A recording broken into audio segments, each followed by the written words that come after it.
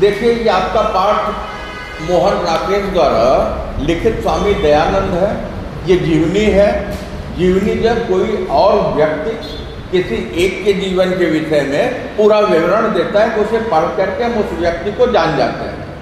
तो मोहन राकेश लिखते हैं कि महर्षि दयानंद का, स्वामी दयानंद का जो जन्म हुआ था काठियावाड़ गुजरात में एक जिला है, ठीक है, एक भूखंड है। तो कहते वहाँ जो टंकारा नाम का एक गांव है, इनका जन्म वहाँ हुआ था। इनके जो पिताजी थे वो कौन थे? अंबाशंकर थे। वो संपन्न जो है किसान थे, ठीक है। और इनका जो लालन पालन हुआ, पोषण हुआ, घर का परिवार का वातावरण कैसा था? बहुत ही धार्मिक प्रवृत्ति का था, ठीक है। तो ऐसी स्थिति में जब ये बच्चा पैदा हुआ तो उसका नाम रखा गया मूलशंकर, ठीक है। अंबादास के लड़के मूलशंकर हुए। और अंबादास की इच्छा थी, पिता की इच्छा थी कि पढ़ लिख करके ये बालक जो है करे क्या कि घर की जो परंपरा है उसका निर्वाह करे। 14 साल के मूलशंकर थे। तो होता क्या है कि शिवरात्रि का दिन था और शिवरात्रि के दिन जो है पूजा पाठ होता है और पूरा रात्रि जागरण होता है। तो ये देखते हैं कि आधी रात के समय एक चूहा आता है और शिव जी को जो भोग लगाया हुआ है लड्डू, उस लड्डू को वो बार बार खा रहा है, चला जा रहा है कि नहीं। अब इनकी आस्था जो है पूजा पाठ में थी, लेकिन जब उन्होंने देखा कि चूहा जो है वो अब लड्डू खा रहा, शिव जी उसे बचा नहीं पा रहे हैं, तो वो अपने पिता से प्रश्न पूछते हैं, है कि नहीं। तो उसके पिता जो है कोई उत्तर नहीं दे पाते हैं। इस तरीके से दयानंद के मन में एक बड़ा सवाल आता है कि आखिर भगवान जो है अपनी रक्षा नहीं कर सकते तो हमारी कहाँ से करेंगे, है कि नहीं। जब प्रश्न आता है तो वो उत्तर लेके आता है। बार बार इस बात को मैंने आपसे कहा। तो कुछ समय के बाद जो मूलशंकर, इनकी बहन का देहांत हो जाता है और ऐसी स्थिति में बहन को ये बहुत मानते थे, तो बहन की मृत्यु की वजह से ये बहुत दुखी होते हैं, ठीक है। अब जीवन की वास्तविकता क्या है? क्योंकि बहन गई, वो दुख, शिव जी का लड्डू चूहा खा रहा है, एक बड़ा प्राप्त। तो जीवन की वास्तविकता को खोजने के लिए ये जो सांसारिक बंधन है, इसका मतलब क्या है? सांसारिक बंधन हमारा परिवार है कि नहीं। जीवन का मतलब क्या है? इस तरीके से धर्म जो है व्यक्ति की किस तरह से रक्षा करता है, धर्म की हमारे जीवन में क्या जरूरत है। तो बहुत से ऐसे प्रश्न होते थे जो कि मूलशंकर के दिमाग में उमड़ते घुमड़ते रहते थे। अब वो बच्चा बच्चों जैसा नहीं, बल्कि अकेले में चिंतन करने लगा, सोचने लगा, ठीक है। तो होता क्या है कि वो घर से निकल पड़ते हैं, सिद्धपुर पहुंचते हैं। और सिद्धपुर पहुंचने के बाद जब वहाँ एक मेला था तो वहाँ साधु संत, जैसे अभी महाकुंभ है, वहाँ आ रहे हैं। तो एक साधु आए थे, तो इनकी इच्छा हुई कि वो उनसे मिले और उनसे वो पूछे। तो वहाँ जब उनसे मिले, मिलने के बाद इन्होंने क्या किया कि सारे जो है गृहस्थ के जो वस्त्र थे उसका त्याग कर दिया और गेरुआ रंगा लिया। और दिमाग में एक प्रश्न बहन की मृत्यु के बाद जो था कि जीवन क्या है और मृत्यु के बाद आखिर ये जीवात्मा जो है कहाँ जाती है, बड़ा सवाल है कि नहीं। परिवार वालों को खबर लग गई तो परिवार वाले जो क्या हुआ कि मेले में पहुंच गए। और मेले में पहुंच गए सिद्धपुर, जहाँ कि वो बाबा के साथ थे। तो उन लोगों ने जो है किया क्या कि पिता गुस्से में कमंडल फमंडल फोड़ फाड़ दिए और मूलशंकर को लेकर के घर चले हैं। लेकिन बांधे हुए से काम नहीं होता। हम चाहें कि आप पढ़ लें तो नहीं पढ़ेंगे, अंदर से इच्छा आएगी तो पढ़ लेंगे। तो इनके दिमाग में एक प्रश्न है, मृत्यु के बाद क्या होता है, धर्म हमारी रक्षा कैसे करता है। जब भगवान अपनी रक्षा नहीं कर पा रहा अपने लड्डू की, तो हमारी रक्षा कैसे करेंगे, ठीक है। फिर ये घर से निकल पड़ते हैं। तो जब ये घर से दोबारा निकल पड़ते हैं तो ये पहुँचते कहाँ? चमौली एक जगह है, चामोद लिखा हुआ है, वहाँ ये जो स्वामी पूर्णानंद से मिलते हैं। और जब स्वामी पूर्णानंद से मिलते हैं तो वहीं स्वामी पूर्णानंद ने क्या किया, इन्हें फिर संन्यास दिला दिया। और इन्हें जो संन्यास दिलाया, नाम मूलशंकर था। तो जब हम सन्यासी होते हैं तो हाँ हमारा दूसरा नाम दे दिया जाता है। तो वही इनका नाम क्या हो गया? दयानंद हो गया। मतलब माता पिता ने मूलशंकर नाम दिया। संन्यास में आए तो मूलशंकर अब किस नाम से जाने लगे? दयानंद के नाम से जाने लगे। अब वहाँ से होता क्या कि कुंभ मेला हुआ, और कुंभ मेला देखने की इनकी इच्छा हुई, जैसे प्रयागराज में अभी है कि नहीं? तो वहाँ ये गए, तो वहाँ ये देखते हैं तो वहाँ की कुरीतियों को कि लोग जल चढ़ा रहे हैं इत्यादि इत्यादि, लेकिन वहाँ प्रदूषण कर रहे हैं, है कि नहीं? और जिसकी खोज में निकले हैं उस प्रश्न का उत्तर जो है वहाँ नहीं मिल रहा है, जबकि हर तरह के साधु संत महात्मा विद्वान तपस्वी कुंभ क्षेत्र में आए हुए हैं, है कि नहीं? तो ऐसी स्थिति में वो एक योगी के पास जब वो अलकनंदा पहुँच जाते हैं, अलकनंदा जहाँ से गंगा निकलती है, उद्भव स्थल, ठीक है?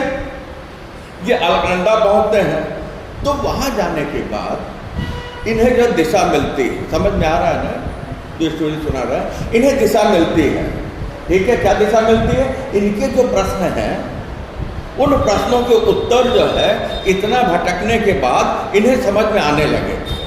जब ये अलकनंदा पहुँचते हैं तो वहाँ ऐसी स्थिति में वो वहाँ से एक जगह जो गढ़मुक्तेश्वर और वहाँ गए। वहाँ जाने के बाद नदी में उन्होंने जो है एक शव बहता हुआ देखा, तो उसे जो है क्या किया, निकाल लिया, ठीक है? मृत्यु के बाद की तरह तो शव को निकाल करके उसका चीड़ फाड़ किया, ठीक है? और जब उसका चीड़ फाड़ किया तो उसमें वो तलाश कर रहे थे तो योगी लोग जो योग साधना करते हैं वो किसकी बात करते हैं? कुंडलिनी जागृत करने की बात करते हैं। हम पद्मासन बैठ गए, है कि नहीं? तो ये कहा जाता है कि नागिन है जो कि हमारे गुदा स्थान पे जो है ऐसे उसको लपेट के रखी हुई है, और ऐसी स्थिति में साधना के द्वारा योगी करता क्या है कि अपने उसको जो साधना से पेड़ू पे ले आता है, नाभि पे ले आता है, हृदय स्थल पे ले आता है, फिर यहाँ वक्ष पे ले आता है, कंठ पे ले आता है, फिर त्रिकुटी पे आता है, फिर अनाहत ब्रह्मा, यही 10 स्थान है ना। तो बोले आखिर योग मार्ग जो है कहता है कि अनाहत नाभ के द्वारा ईश्वर को पाया जा सकता है, इतने भी संतों ने यही कहा है। तो उन्होंने उस मुर्दे का चीड़ फाड़ किया, और जब चीड़ फाड़ किया तो पता चला कि अंदर जो है कुछ नहीं मिला। अंदर क्या होगा? सड़ता हुआ मांस मज्जा होगा, मरने के बाद जो खून होता है वो तो पानी हो जाता है। श्वेत रक्त, रेड रक्त कणिका समाप्त हो जाए, क्योंकि श्वेत रक्त कणिका बनना खत्म हो जाएगी, विज्ञान भी यही कहता है कि नहीं? तो अब उन्हें कुछ मिला नहीं। क्या हुआ? एक और प्रश्न सामने आ गया कि ये जो कुंडलिनी जागृत होने की बात होती है और सारे धर्म के रास्ते वहीं जाते हैं और पता चल रहा है कि वहाँ कुछ ही नहीं है। एक प्रश्न और लेके आगे बढ़ गए, एक कदम। अब बात आगे चलती है तो वहाँ से दयानंद जो है कानपुर जाते हैं, कानपुर से प्रयाग जाते हैं, प्रयाग से काशी जा रहे हैं। ये क्या है कि जगह जगह जाना मतलब भटकना। ये सारे हमारे तीर्थ स्थल हैं जहाँ वो तलाश कर रहे हैं। किसकी तलाश कर रहे हैं? ब्रह्म की, परम सत्ता की, मतलब जीवन का सत्य क्या है। आपसे पूछे कि आखिर आप जब पढ़ क्यों रहे? कोई कहेगा ज्ञान के लिए, तो कोई कहेगा जो है नौकरी के लिए, है कि नहीं? जहाँ जो जीवन के उसको ढूंढ रहा है, तो वहाँ जो है इन्हें काशी में एक ब्राह्मण, मथुरा में एक ब्राह्मण मिले, स्वामी विरजानंद। वो क्या थे? नेत्रहीन थे। तो ठीक है, लेकिन जब उनके पास गए तो वहाँ जाने के बाद जो है वो होता क्या है कि विरजानंद के संरक्षण में जब आते हैं तो उन्हें जो है लगता है कि नहीं, उनका रास्ता मिल गया जो कि उन्हें उनके प्रश्नों का उत्तर अच्छी तरह से दे सकता है। ठीक है, आगे चले तो होता क्या है कि इन्होंने विरजानंद को अपना गुरु बना लिया। विरजानंद को महर्षि दयानंद ने अपना गुरु बना लिया। अब ऐसी स्थिति में जब उन्हें गुरु बना लिया तो विरजानंद ने एक बड़ा काम किया, नेत्रहीन थे, कि उन्होंने जो है इनको संस्कृत का जो व्याकरण है, लघु सिद्धांत कौमुदी व्याकरण पढ़ाया। देखिए महात्मा गांधी ने भी कहा था कि हमें क्या आना चाहिए, संस्कृत भाषा आनी चाहिए, क्योंकि नहीं आएगी तो हम अपने ग्रंथों को नहीं पढ़ पाएंगे, अपने ग्रंथों को नहीं पढ़ पाएंगे तो हम अपने ज्ञान को नहीं जान पाएंगे। तो यहाँ विरजानंद के संपर्क में आने के बाद तो उन्होंने संस्कृत का व्याकरण पढ़ाया और क्या किया, जो हमारे वेद हैं, वेद कितने हैं बेटा? 4। कौन कौन से? बहुत सुंदर, मतलब ज्ञान है इतना तो कहते हैं कि हमारे जो 4 वेद थे, तो विरजानंद ने व्याकरण संस्कृत का पढ़ाया और इसके बाद जो है वेदों की जो व्याख्या होती, जैसे अभी हम आपको बता रहे हैं इनके विषय में, तो उसकी व्याख्या इनको समझाई और ये बताया कि हिंदू सनातन धर्म में बहुदेववाद, बहुत से देवी देवताओं की पूजा की जाती है कि नहीं। और इसके बाद कहते हैं कि अब देवताओं की पूजा तो की जाती है, प्रश्न यही लेके निकले थे कि शिव जी अपना लड्डू नहीं बचा पाए हैं चूहे से, है कि नहीं। और देवी देवता बहुत से हैं, तो ऐसे स्थिति में वो वेदों का अध्ययन करते हैं, आगे बढ़ते हैं, ज्ञान तो पाया। एक बड़ा प्रश्न है कि अगर उचित शिष्य न मिले, जैसे हम कितना पढ़ लें, लेकिन अगर आप जब पढ़ने वाले नहीं मिले तो हमारा पढ़ना पढ़ाना क्या होगा, हमारे साथ चला जाएगा। तो ये एक शिष्य की तलाश करने लगे, तो कहाँ मिलेगा, ये आम आदमी में घूमने लगे। महर्षि दयानंद जी, ठीक है, कौन, मूल शंकर, जिसका नाम दयानंद रख दिया गया था। विरजानंद के पास जाने पर इनको जो है ज्ञान मिला, ठीक है। अब दयानंद जब लोगों के पास जाने लगे तो वहाँ जो है एक मिला व्यक्ति जिससे इन्होंने प्रश्न किए। तो जब प्रश्न किए तो उसने कुछ उत्तर दिए, तो इनको समझ में आया कि नहीं, ये व्यक्ति शिष्य करने योग्य है। देखिए, अगर शिष्य हमारे अंदर पात्रता नहीं होगी, क्षमता नहीं होगी, तो पता चलेगा हमें कितना कुछ भी खिलाया पिलाया जाएगा, वो शरीर में नहीं लगेगा। ज्ञान के संदर्भ में भी वही, ठीक है। अब जैसे दयानंद ने, मूल शंकर ने संस्कृत के ग्रंथों का और फिर इसके बाद व्याकरण का अध्ययन किया, वेदों का अध्ययन किया, वैसे ही अब ये वैदिक साहित्य का अध्ययन करने लगे और इनका शिष्य भी इनके साथ करने लगा। तो स्वामी विरजानंद एक बार योग भी पढ़ा देते हैं, तो पता चलता कि दूसरी बार पढ़ने की आवश्यकता नहीं पड़ती। इसका मतलब कि स्मरण शक्ति जो है दयानंद जी की कैसी थी, बहुत तेज थी, है कि नहीं। देखिए, विरजानंद को आंखें नहीं है। अभी आप देखते हैं रामभद्राचार्य आते हैं तो बिना आंखों वाले सूरदास की चर्चा चलती है तो हमको अविश्वसनीय लगता है। एक प्रवचन करते हैं रामभद्राचार्य, देखिए उनको संस्कृत के श्लोक, रामचरितमानस सारा कंठस्थ है। अभी राम मंदिर वाले मुकदमे में उन्होंने गवाही दी थी, और किससे गवाही दी थी, वही सब चौपाइयाँ और दोहे निकाल, ठीक है। तो उन्हें कंठस्थ हो जाता था। तो महर्षि दयानंद की इस तरीके से जो प्रतिभा थी, मेधा थी, वो कैसे थी, विलक्षण थी, एक्स्ट्राऑर्डिनरी थी। देखिए, ऐसा है कि कुछ हमारे अंदर विशेष होगा तो ही ऐसे प्रश्न जब हम आएंगे तो उसे लेकर के आगे बढ़ेंगे, नहीं तो सवाल सबको आते हैं। बेटा, आते ही मैंने आपसे सवाल पूछा, रिजल्ट कैसा, परीक्षा कैसी हुई, रिजल्ट कैसा आएगा। तो रिजल्ट कैसा आएगा सर ने पूछा, इसके पहले आपके दिमाग में भी बहुत बार आए होंगे। जिसके दिमाग में ज़्यादा क्लिक कर गया होगा वो अगली तैयारी में लग जाएगा, है कि नहीं। कि इस प्रश्न का उत्तर जो है स्वयं से उसे मिल जाए। तो कहते हैं कि ये जो है कंठस्थ हो जाता, लेकिन एक पाठ ऐसा था कि हाँ, एक पाठ इतना कठिन था कि जिसे जो है दयानंद ने याद तो किया, लेकिन उसका जो है कुछ अंश ये भूल गए, ठीक है। गुरु ने पूछा, उसका कुछ अंश भूल गए, अब गुरु ने कहा कि इसे दोहरा लो, ठीक है। लेकिन जो है इन्होंने दोहराने के लिए मना कर दिया, इनकार कर दिया, बोले नहीं, हमको दोहराना नहीं है। आपसे परीक्षा में भी लिखते तो मैं क्या करता हूँ, नोट लिखाया है, जहाँ आपको नहीं समझ में आ रहा कहता हूँ आगे बढ़ जाइए ना। क्यों? क्योंकि वहाँ आप रुकेंगे तो पता चलेगा कि हो सकता है कि वहीं आपकी गति अवरुद्ध हुई और वहीं आपका अंतिम स्थान हो जाए, है कि नहीं। इसका मतलब चलना बहुत जरूरी है, जीवन का एक बड़ा पार्ट है बेटा, इसको याद रखिए, ठीक है।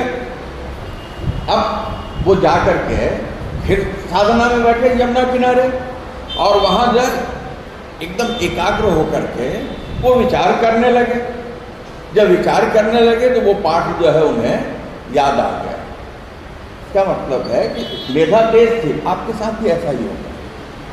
भीड़ से आप हटिए, जो भी सवाल आपके दिमाग में आते हैं, यहाँ सबके बीच में हो सकता हो मिस कर रहा हो, जब आप अकेले बैठेंगे तो आपको तुरंत आएगा, अच्छा ये ऐसे था, ये ऐसे था, ये ऐसे था, तो इसका उत्तर ये है कि नहीं। परीक्षा के समय जो वातावरण दिया जाता है वही तो होता है।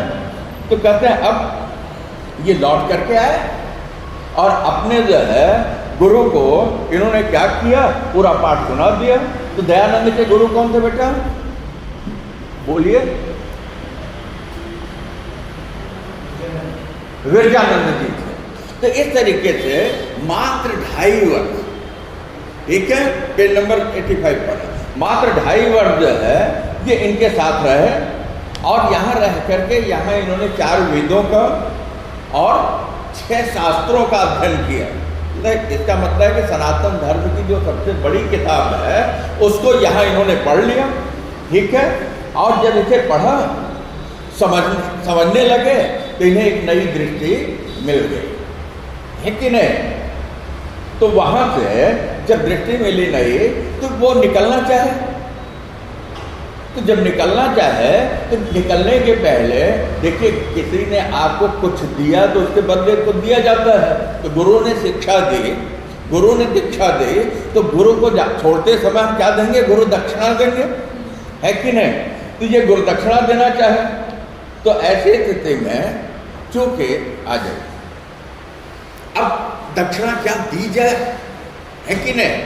भाई किसी को हम अगर विदाई दे रहे हैं, बैठ जाए, अगर किसी को विदाई दे रहे हैं तो उसको क्या दें, जो कि जैसे गिफ्ट आप देते हैं ना, तो हम ध्यान देते हैं कि अच्छा उसको क्या दें जो कि उसको पसंद हो, कि अच्छा लगे। तो फिर 2 चीज़ों पे नजर जाती है, एक क्या उसके लिए उपयोगी हो और दूसरा क्या, दूसरा ये जिसे जब पा करके सामने वाला खुश हो जाए। तो स्वामी विरजानंद को लौंग बहुत पसंद था, ठीक है, लौंग मसाले में आता है, तो लौंग बहुत पसंद था। तो ये जो है लौंग लेकर के कुछ लेकर के क्या किए, अपने गुरु के पास पहुंचे और उन्होंने गुरु दक्षिणा के रूप में अपने गुरु को जो है लौंग देना चाहा। और इसके बाद जो है इन्होंने ये कहा कि ये लौंग है और कुछ चाहिए। बेटा गुरु को कुछ नहीं चाहिए, गुरु को एकमात्र चाहिए होता है कि उसका जो शिष्य है, शिक्षक को एकमात्र ये चाहिए होता है कि उसका जो विद्यार्थी है वो कैसा हो जाए, समझदार हो जाए, है कि नहीं? वो समझदार हो जाए, किसी कोई भी प्रश्न आए तो उसका वो जवाब देने लगे। समझ लीजिए कि वही गुरु दक्षिणा होती है, ठीक है। तो दयानंद कहते हैं मेरा तन मन आपकी सेवा में, आप आदेश दीजिए, ठीक है। क्या दिया, लौंग दिया और बोले कि और कुछ चाहिए। और इस बात को कहते समय उन्होंने क्या कहा, ये कहा कि मेरा तन और मन आपके लिए समर्पित है, आपकी सेवा में, तो आप आदेश कर दीजिए, जो भी होगा मेरे पास, मेरी एक तरीके से इन्होंने कह दिया मेरी सामर्थ्य में जो होगा वो सारा का सारा मैं दे दूंगा, है कि नहीं। तो गुरु कहते हैं चारों ओर अविद्या और अज्ञान का अंधकार है, ठीक है। चारों तरफ अविद्या, मतलब लोगों के पास ज्ञान नहीं है, विद्या नहीं है।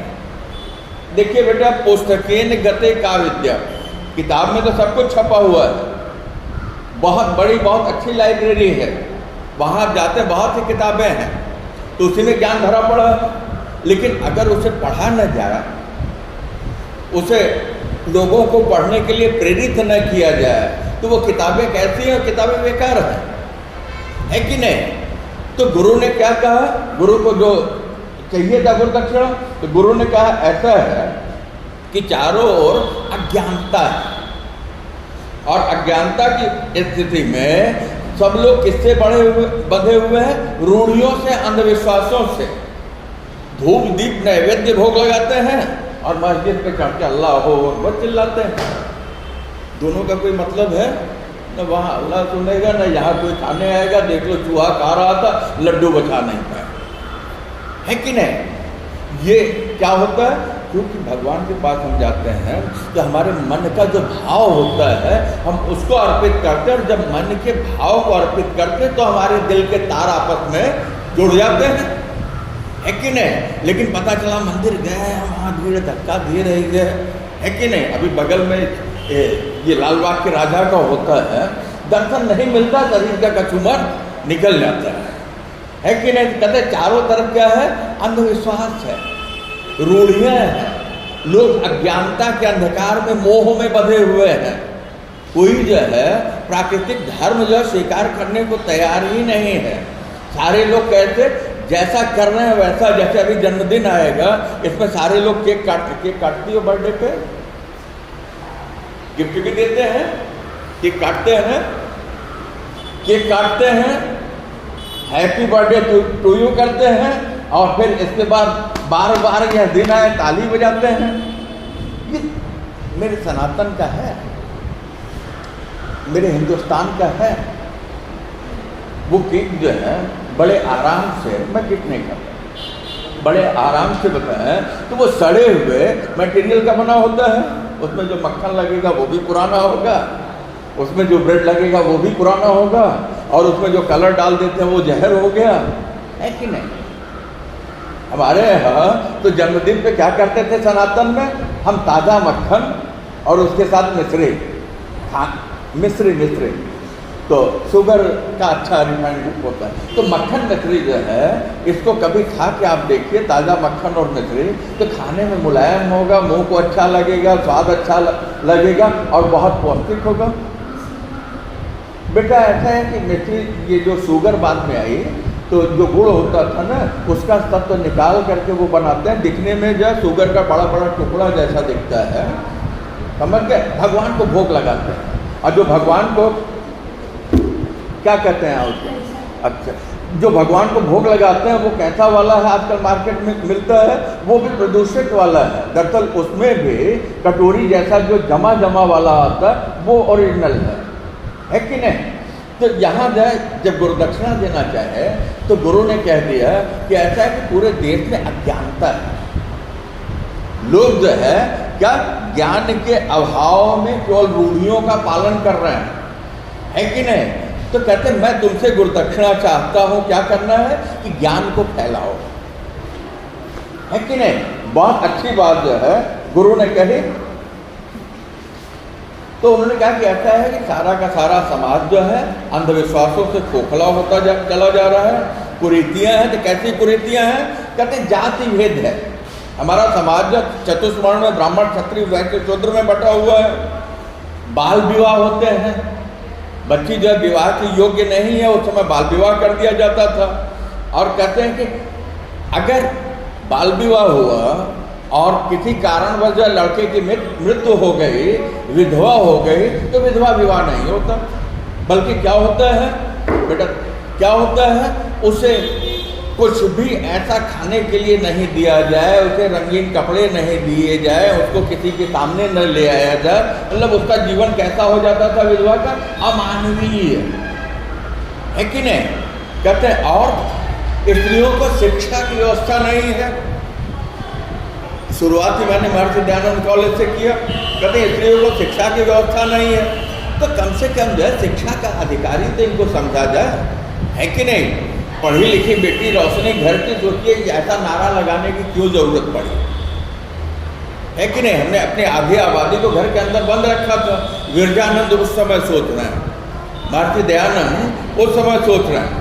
कहते हैं कि इसकी वजह से हमारी अज्ञानता के कारण जो ईसाई धर्म के पादरी हैं वो आते हैं और अपने धर्म का प्रचार करके चले जाते हैं। तो तुम्हारा काम क्या है? तुम्हारा काम ये कि लोगों को सनातन की विशेषताओं से परिचित कराना, उनको अंधविश्वासों से, रूढ़ियों से बाहर निकालना। तो महर्षि दयानंद निर्णय करते हैं कि नहीं, ऐसे सामाजिक कुरीतियों से वो लोहा लेंगे, मतलब संघर्ष करेंगे।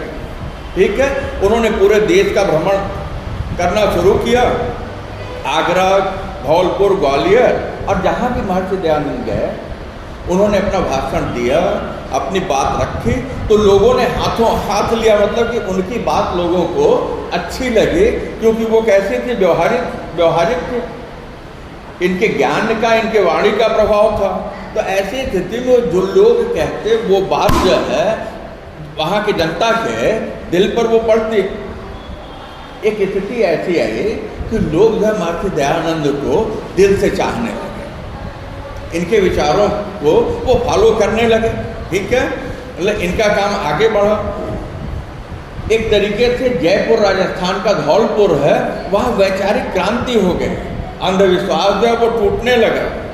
अब होता क्या है कि जब कोई ऐसा करता है तो उसका विरोध भी शुरू होता है, क्योंकि जो पहले से स्थापित होंगे इतनी आसानी से तो अपना स्थान छोड़ नहीं देंगे। तो पता चलता है कि ये अपने ओजस्वी वाणी से सामने वाले को बराबर जवाब देते रहे। एक महाकुंभ में गए थे, 12 साल बाद दूसरा महाकुंभ आता है, तो हरिद्वार में दूसरा महाकुंभ लगा। तो वहाँ जाने के बाद महर्षि दयानंद ने जो 12 साल पहले महाकुंभ में देखा था वही चीज़ वहाँ फिर देखी कि सारे लोग आए हैं, वही आडंबर चल रहा है, वही पाखंड चल रहा है, वही दिखावा चल रहा है, वही चोर शराबा है, जनता वही धक्का मुक्की करते हुए आगे बढ़ रही है। तो इनको सहन नहीं हुआ। तो वहाँ जो है इन्होंने हरिद्वार में क्या किया कि पाखंड खंडनी जो है एक पताका, जो बड़े बड़े अखाड़े आते हैं, आपने सुना होगा कि वो आते हैं तो अपना पताका फहराते हैं, तो उसे वहाँ गाड़ दिया। और इसके बाद ये ऐसे विधर्मियों का जो अंधविश्वास फैलाने वाले थे उनका विरोध करने लगे। इनके बहुत से शत्रु निकल गए, दुश्मन निकल गए, ठीक है, क्योंकि सदियों से जो संस्कार बधे हुए चले आ रहे हैं, जिससे कुछ लोगों का, पंडित वर्ग का, मौलवी वर्ग का फायदा हो रहा है, वो जो है उसको छोड़ने को तैयार रहेंगे नहीं रहेंगे। कुंभ खत्म होता है, ये जब वहाँ से फिर कर्णवास करने के लिए पहुँचे तो वहाँ भी देखते हैं कि गंगा के किनारे जो मेला लगा हुआ है और वहाँ भी बहुत से लोग आए हैं। तो वहाँ राजा कर्ण सिंह आए थे, तो स्वामी जी ने वहाँ अपना भाषण दिया। और जब स्वामी जी ने अपना भाषण दिया तो राजा कर्ण सिंह ने इनसे सवाल पूछे। तो जब सवाल पूछे तो स्वामी जी ने क्या किया, एक एक करके उनके सवालों का अनुकूल उत्तर दिया। देखिए, प्रश्न का उत्तर मिल जाना किसी भी व्यक्ति को अपने बस में कर लेना है, ठीक है। अब ऐसे स्थिति में दयानंद ने भी कुछ सवाल कर्ण सिंह से पूछ दिए। तो जैसे ही पूछे तो राजा जो है कुछ सवालों के उत्तर दिए, कुछ सवालों के उत्तर नहीं दे पाए। तो जब नहीं दे पाए तो वो क्या करने लगे, जब देखिए इंसान कुछ नहीं कर पाता तो क्या करता है, गालियां देता है। तो वो इनको गाली देने लगे और बार बार उनका हाथ जो है उठ करके कहा जाए तलवार के मुठ पे जाओ तो गर्दन काट देना चाह रहे। विरोध समझ लीजिए दयानंद का कितना जबरदस्त होगा। तो महर्षि दयानंद कहते हैं कि ऐसा है, अगर आपको शास्त्रार्थ करना है तो जो आपका गुरु है, जिसने आपको सिखाया उसको बुला लाइए। और अगर युद्ध करना है तो किसी सन्यासी से क्यों टकराते हो? गुलामी का कारण तो क्या था, राजा आपस में लड़ते थे। तो कहते सन्यासी से क्यों टकराते हो? अगर तुम्हें टकराना ही है तो किससे टकराओ, जो तुमसे शक्तिशाली है, जयपुर और जोधपुर नरेश, उनके ऊपर आक्रमण करो तो तुम्हारी तलवार की ताकत का पता चलेगा। और इस सन्यासी के प्रश्नों का जवाब तो तुम नहीं दे पाए, है कि नहीं। इस तरीके से जो उत्तर भारत था वो महर्षि दयानंद के जो है कार्य क्षेत्र बना, जिसमें पंजाब, उत्तर प्रदेश, राजस्थान इत्यादि जगहों पर 18 वर्षों तक घूम करके इन्होंने अपने मत का प्रचार किया। और 10 अप्रैल 1875 में मुंबई में उन्होंने क्या किया, आर्य समाज की स्थापना की। हमारे महर्षि, ध्यान दीजिएगा, हमारे कॉलेज के ट्रस्टी मंगल दास जी वर्मा आर्य समाज के संस्थापक सदस्यों में थे। कितने भाग्यशाली आप हो, कितना भाग्यशाली मैं हूँ कि ऐसी जगह पढ़ाने का मौका मिला और ऐसी जगह जहाँ आपको पढ़ने का मौका मिला, ठीक है। जहाँ आर्य समाज स्थापित हो गया तो एक संगठन हो गया।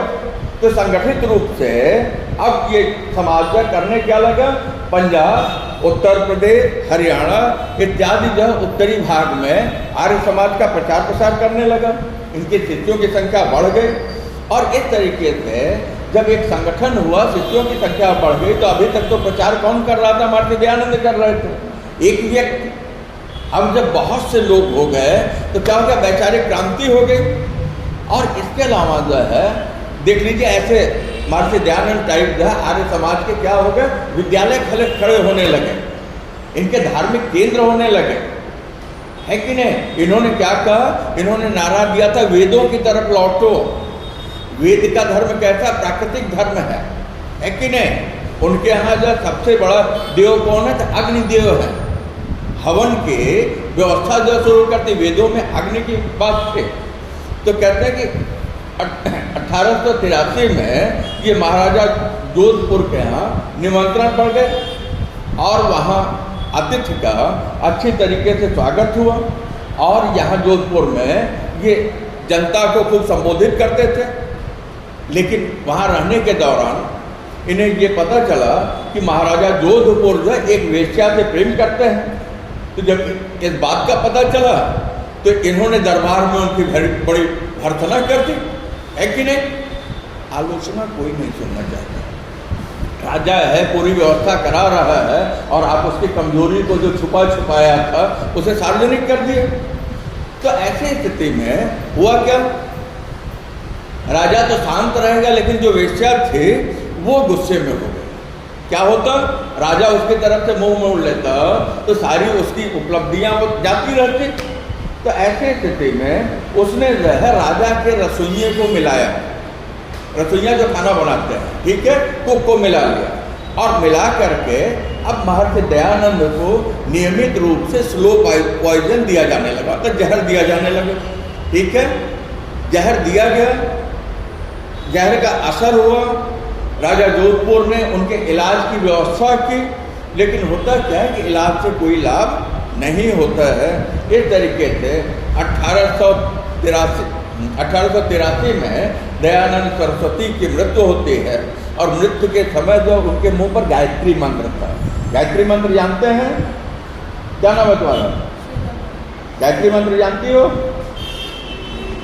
कौन जानता है? हाँ बोलो, हाँ बोलो। ओम भूर्भुवः, हाँ, ओम भूर्भुवः स्वः तत्सवितुर्वरेण्यं भर्गो देवस्य धीमहि धियो यो न प्रचोदयात्। ठीक है, तो उस समय जो है इनके मुंह से गायत्री मंत्र निकल रहा था। टाइम रहेगा तो उसकी व्याख्या मैं आपको बता दूंगा।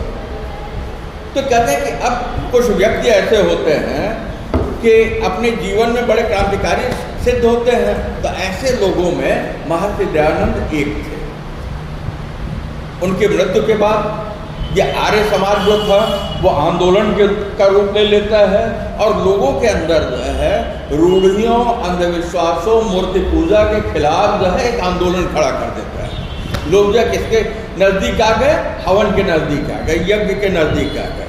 तो इस तरीके से आधुनिक काल में आर्य समाज का प्रवर्तक इन्हें कहा जाता है। और ऐसा कहा जाता है कि सामाजिक, सांस्कृतिक, राजनैतिक, धार्मिक क्षेत्रों में इन्होंने जो अपनी स्थापनाएं, मतलब अपने विचार रखे, वो विचार कैसे हुए? वो समाज को मजबूत बनाने में, समाज को सुंदर बनाने में महत्वपूर्ण भूमिका का निर्वाह करने लगे। दयानंद ने ही कहा था, तिलक ने जिसको कहा कि स्वराज हमारा जन्मसिद्ध अधिकार है, तो सबसे पहले दयानंद ने कहा था स्वराज्य के बिना कोई राष्ट्र उन्नति नहीं कर सकता। क्योंकि अगर हमारा अपने पे शासन नहीं होगा तो हम सोचे कि हमारा विकास होगा, तो संभव नहीं है। क्यों संभव नहीं है? क्योंकि जो शासक होगा जो कुछ भी कर के रूप में, टैक्स के रूप में हमसे लेगा, वो लेकर के विदेश पैसा चला जाएगा। हम गुलाम में थे, है कि नहीं, ब्रिटेन के। तो कहते हैं कि ऐसे स्थिति में एक तो क्या है, स्वराज्य के बिना राष्ट्र उन्नति नहीं कर सकता था। और दूसरी बात उन्होंने भाषा के संदर्भ में कही थी कि अंग्रेजी भाषा संस्कारों की भाषा नहीं है। हैप्पी बर्थडे टू यू गलत है कि नहीं? हम एमडी कहते हैं, एमडी कॉलेज, ठीक है, चलन में आ गया, लेकिन महर्षि दयानंद कहने में हम कम से कम पूरे संस्कार को जान लेंगे। तो कहते हैं कि ऐसी स्थिति में हिंदी भाषा जो है संपूर्ण राष्ट्र की भाषा होती है।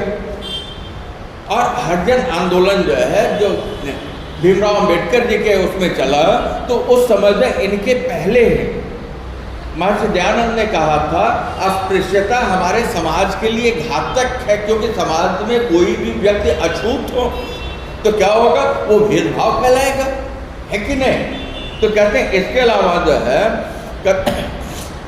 मनुष्य का जो जन्म है वो किससे होता है? हमारे कर्म से होता है। मतलब जन्मना हम ब्राह्मण नहीं है, जन्मना हम शूद्र नहीं है, जन्मना हम वैश्य नहीं है, जन्मना हम क्षत्रिय नहीं है कि नहीं? इसका निर्धारण वेदों से जो हमारे पास आया वो किससे था? कर्मणा था, कर्म से। जो जैसा काम करता था उस कर्म के आधार पर वो जातियां हो जाती थी। एक पिता के 4 पुत्र, चारों 4 जातियों में कर्म के आधार पर विभाजित हो सकती थे। ठीक है, तो इस तरीके से उन्होंने कहा कि जब बच्चा पैदा होता है तो जन्म के समय सभी कैसे होते हैं? बराबर होते हैं, है कि नहीं? बच्चे को क्या पता कि ब्राह्मण क्या पैदा हुआ, कि शूद्र क्या पैदा हुआ, कि वैश्य क्या पैदा हुआ, कि राजपूत क्या पैदा हुआ, है कि नहीं? वो आया तो उसको क्या पता कि वो काला है कि गोरा है, कैसा है? अरे प्रभु ने भेज दिया, दुनिया में आया। वो अपने से न शरीर की बनावट ले सकता है, न अपना रंग ले सकता है, न अपने आसपास का परिवेश ले सकता है। अरे यार, हम अपने घर के बगल में अगर सट पड़ोसी है दुष्ट, तो उसको बदल सकते हैं? नहीं। किसको बदलना होगा? स्वयं को।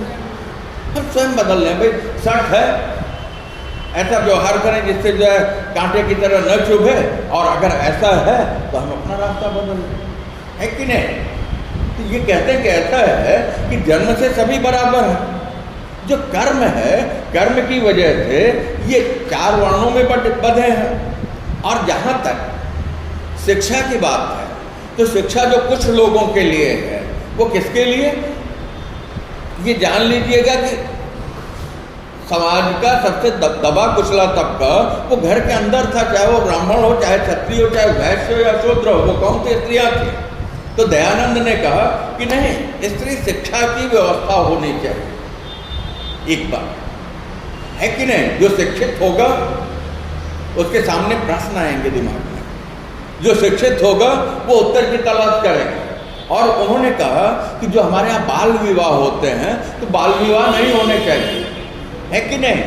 और किसी कारणवश अगर कोई स्त्री विधवा हो जाती है तो ऐसी स्थिति में विधवा कह करके उसे अंधेर कोठरी में नहीं बंद कर देना चाहिए, बल्कि क्या करना चाहिए? उसका विवाह कर देना चाहिए, क्योंकि सबको जीवन जीने का अधिकार है, हक है कि नहीं? लेकिन अंधविश्वास की वजह से आज भी आप देख लीजिए, हम 21वीं सदी में 2025 में आ गए। अगर कोई विधवा है, वो हमारे घर में ही हो, दादी हो, नानी हो, चाची हो, बुआ हो, बहन हो, बेटी हो, कोई भी शुभ कार्य होता है तो लोग टोक के हटा देंगे और उसके पर्सनालिटी में फिर आ जाएगा कि ऐसा कुछ भी रहेगा तो आगे नहीं पढ़ना चाहिए। अब क्या मुंह देखना अशुभ समझते हैं। लेकिन कल तक जो हमारे लिए कुल लक्ष्मी थी, तुरंत एक व्यक्ति के जाने से क्या उसका चेहरा भी ऐसा हो गया कि लोग देखना नहीं चाहते, है कि नहीं? तो ये कहते नहीं, विधवा विवाह होना चाहिए, क्योंकि ऐसा नहीं होगा तो वहां से एक स्त्री का जीवन कैसा होगा? नारकी होगा। और कहते हैं ऐसी स्थिति में अब ये समाज जो है जो पिछड़ा है, इस पिछड़े होने के जो कारण है वो कारण क्या? अशिक्षा है, अंधविश्वास है, रूढ़ियां है कि नहीं?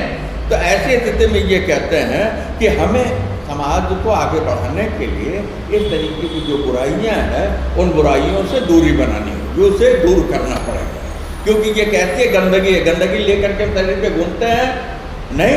अरे जो भी गंदा है, खराब है, कटा फटा है, सड़ा है, उसको हटा देते हैं ना, है कि नहीं? बड़े आराम से वर्णानी जिनसा यथा विहाय नवान धारणा के नरो प्राणी, मतलब हम दोहराते तो हैं, लेकिन जब पुराने जो ऐसे रूढ़ विचार है उसे छोड़ हम पाते हैं?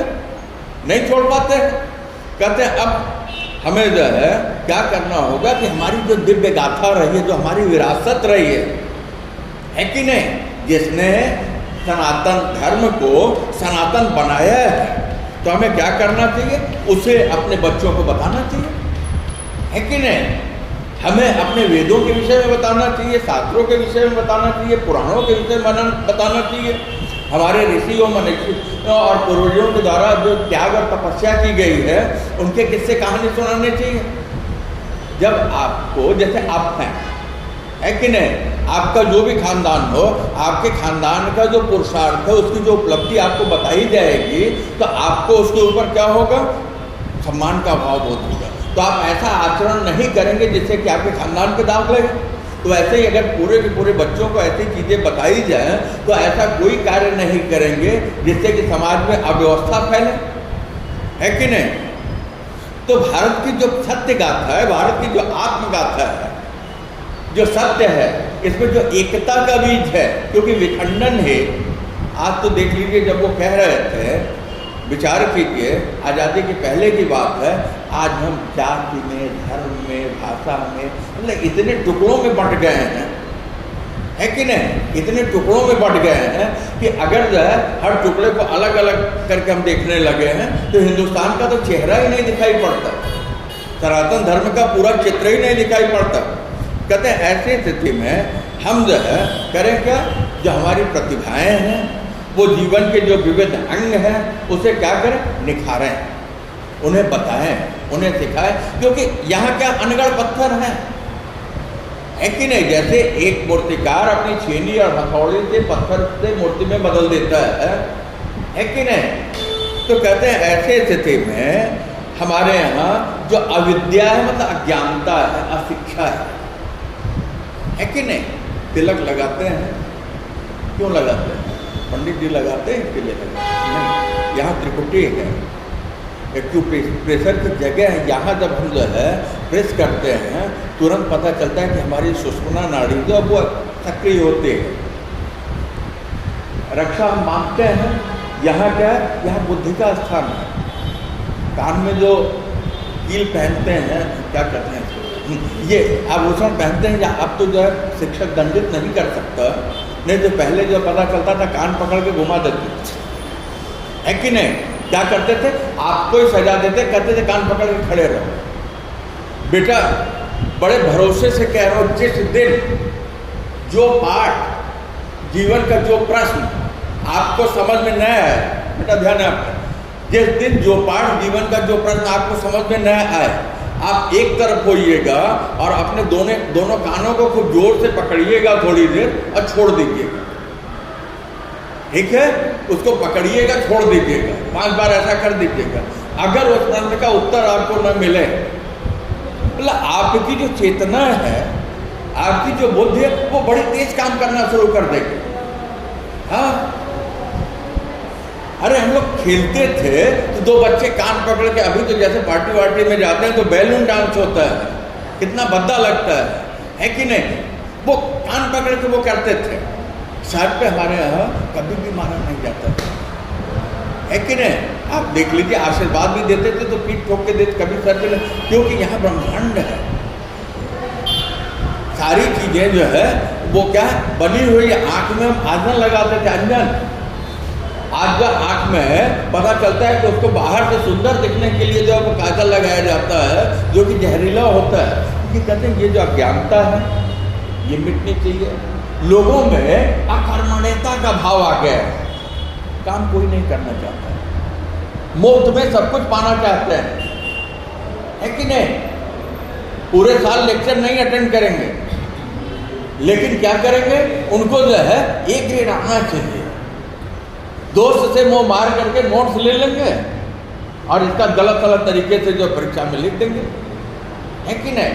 अकर्मण्यता है, कर्म करने का भाव ही समाप्त हो गया है। कॉलेज जाने का मन नहीं कर रहा है, अपने व्यापार के स्थान पे जाने का मन नहीं कर रहा है, नौकरी से जाने का मन नहीं कर रहा है कि नहीं। आलस है बेटा, ये जो है चट्टान है, समझ रहे हैं।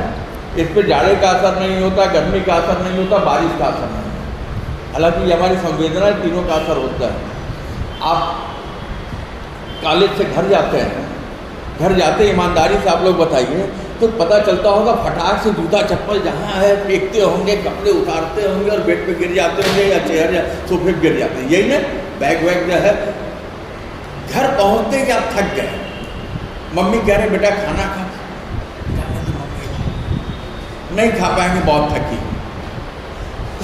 पूरे दिन बाहर रहे, चल के घर तक पहुंचे, दरवाजे में गए, तब तक थके नहीं रहे। जो मुझे कहना है इसको जानिए, तब तक थके नहीं रहे, लेकिन जैसे घर के दरवाजे के कुशन पे पैर गया कि हम इतने थक गए कि अब हमको तुरंत आराम की जरूरत है। इसका मतलब जो सीखना, इसका मतलब कि ये थका होना जो मस्तिष्क का आपके भाव है कि नहीं। मस्तिष्क का भाव, सुबह आप अपने से कह के सोइए कि नहीं हमको 5 बजे हो गया, हमको कॉलेज जाना है, नींद भी खुल जाएगी, अब कॉलेज के लिए निकल जाएंगे। तो क्या होना कि अकर्मण्यता दूर होनी चाहिए, और जो हमारी प्राचीन विरासत है उन तत्वों का प्रचार और प्रसार होना चाहिए, क्योंकि विरासत का प्रचार प्रसार क्या करेगा, हमें अपने अज्ञानता से मुक्त करेगा, है कि नहीं। और लोगों में सत्य का प्रयोग करने के लिए उन्हें जागृत करना चाहिए। बेटा सत्य परेशान कर सकता है लेकिन पराजित नहीं करेगा। सत्य एक ही होता है, सत्य कभी भी हारता नहीं, सत्य कभी भी झुकता नहीं, है कि नहीं। कहते और लोगों की सोच को पवित्र करना चाहिए। यहाँ सबसे ज़्यादा खतरा जो किस पे है, हमारी सोच में ही है, दूषित है कि नहीं। कहते हैं लोगों के सोच में ये बात जो लाना चाहिए। तो इस तरीके से ये अपने गुरु विरजानंद को बारंबार जो है प्रणाम करता है, और लेखक भी दयानंद को प्रणाम करता है। इस तरीके से आपका ये पाठ महर्षि दयानंद पूरा हुआ। मैंने स्कैन करके कहाँ से बंद हो